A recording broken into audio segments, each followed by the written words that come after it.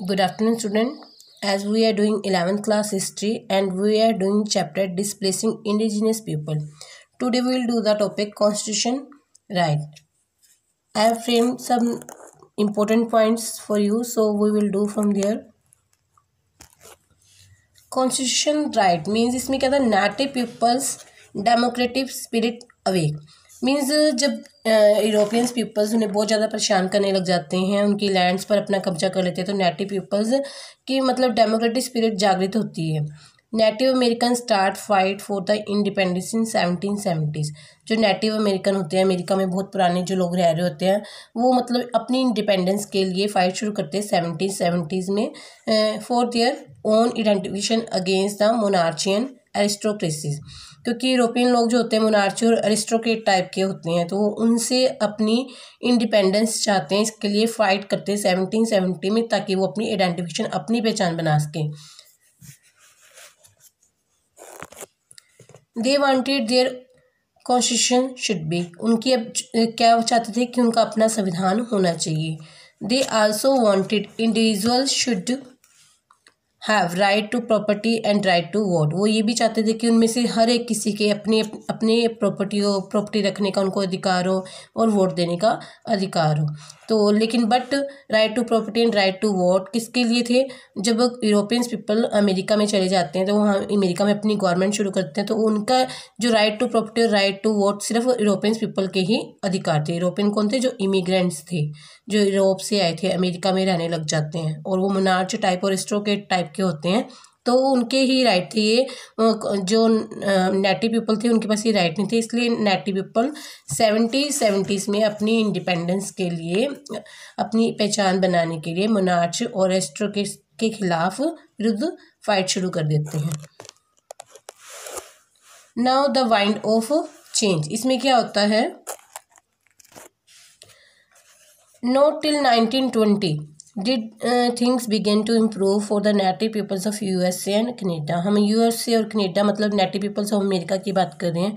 क्योंकि 1920 तक उनकी जो कंडीशंस है इम्प्रूव नहीं होती. मतलब 70s में वो अपनी फ़ाइट के लिए इंडिपेंडेंस के लिए फ़ाइट शुरू करते, लेकिन उनके आंदोलन जितनी भी वो डेमोन्स्ट्रेशन वगैरह कर रही हैं या कुछ भी रैलीज वगैरह निकाल रहे, तो उनकी कंडीशन भी 1920 तक भी सही नहीं होती, इम्प्रूव नहीं होती.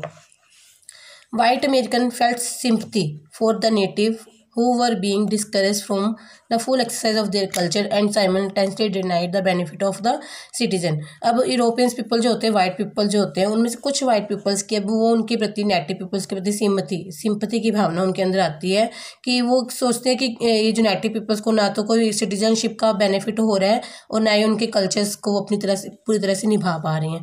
तो इसके लिए फिर वो यूएसए में this led to landmark law in the USA में फिर वो एक कानून बनाते हैं जिसमें क्या है, इंडियन रीऑर्गेनाइजेशन एक्ट बोला जाता है. 1934 में वो लागू होता है, which gave natives in reservation to right the vote and right to take loan. मतलब इस एक्ट के थ्रू इंडियंस को अपनी ज़मीनें, लैंड खरीदने का अधिकार और लोन लेने का अधिकार भी मिल जाता है.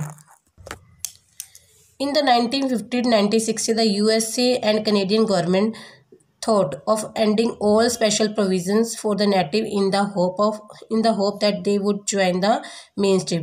But 1950-1960 में जो कैनेडियन गवर्नमेंट होती है वो क्या सोचती है कि नेटिव पीपल्स के सारे एंडिंग ऑल स्पेशल प्रोविजन, उनकी सारी प्रोविजन जितनी भी उनके लिए व्यवस्थाएं नेटिव पीपल्स की वो ख़त्म कर देनी चाहिए, ताकि नेटिव पीपल्स मतलब उनके मेन स्ट्रीम को ज्वाइन कर लेंगे, मतलब यूरोपियन कल्चर्स को वो मानने लग जाएंगे. क्योंकि यूरोपियन पीपल चाहते थे कि जो नेटिव पीपल है यूरोपियन कल्चर को अपना लें, क्रिश्चियन बन जाए. तो वो कहता है कि जो नेटिव पीपल्स की सारी स्पेशल प्रोविजन जो है वो उनको ख़त्म करे, ताकि वो तंग आके खुद ही उनके यूरोपियन कल्चर को अपना लेंगे.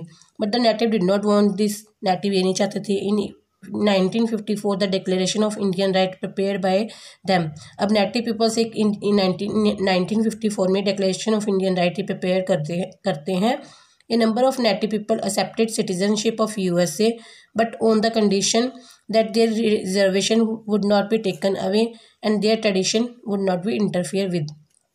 Native peoples क्या कहते हैं कि वो यूएसए की सिटीजनशिप एक्सेप्ट कर लेंगे, लेकिन तब एक्सेप्ट करेंगे जब उनके रिजर्वेशन में, तो जितनी उनकी ज़मीनें वगैरह हैं उसमें यूरोपियन पीपल्स की कोई भी इंटरफेरेंस ना हो। उनके ट्रेडिशन में, नेटिव पीपल्स का जो ट्रेडिशन है, जो उनकी रिजर्वेशन है, उसमें कोई भी यूरोपियन इंटरफेयर नहीं करेगा। इसमें similar development occur in the Canada, ये कनाडा में भी इसी तरह से पीपल करते native. In 1969 the government announced that they would not recognize aboriginal right, but 1969 में जो कनेडियन और यूएसए की गवर्नमेंट होती है यूरोपियन पीपल्स की, तो वो क्या कहते हैं कि एबोरिजिनल मतलब आदिवासी पीपल्स के राइट को वो रिकॉग्नाइज नहीं करते, मतलब वो नेटिव पीपल्स को एबोरिजिनल पीपल बोलते हैं, मतलब आदिवासी पीपल बोलते हैं। कहते हैं आदिवासी पीपल्स के राइट्स को कोई भी मान्यता नहीं दी जाएगी।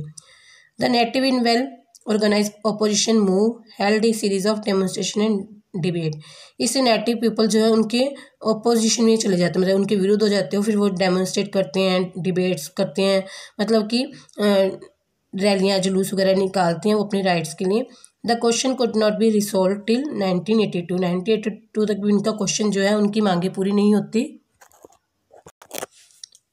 When the Constitution Act accepted the existing of Aboriginal and treaty right of the natives, कहते जब कॉन्स्टिट्यूशन ऑफ एक्ट एक्सेप्ट कर लिया जाता है नेटिव पीपल्स का, तब उन्हें मतलब वहाँ पे एग्जिस्ट रहने का अधिकार मिल जाता है। उनके मतलब कुछ राइट्स उनको ट्रीटी राइट ऑफ नेटिव, मतलब कुछ राइट्स के लिए उनसे संधि हो जाती है। Many detail remain to be work out, लेकिन बहुत से काम अभी फिर बाकी रह जाते हैं। Today it is clear that the native people of both countries means native people of USA and Canada thou reduced so much in number from what they had been the 18th century। कहते 18th century में हम देखते हैं कितने वहाँ पे native people पहले रह रहे थे USA और कनाडा में, लेकिन अब उनकी गिनती क्या है, कम हो गई है। Okay students, it's enough for today, have a nice day.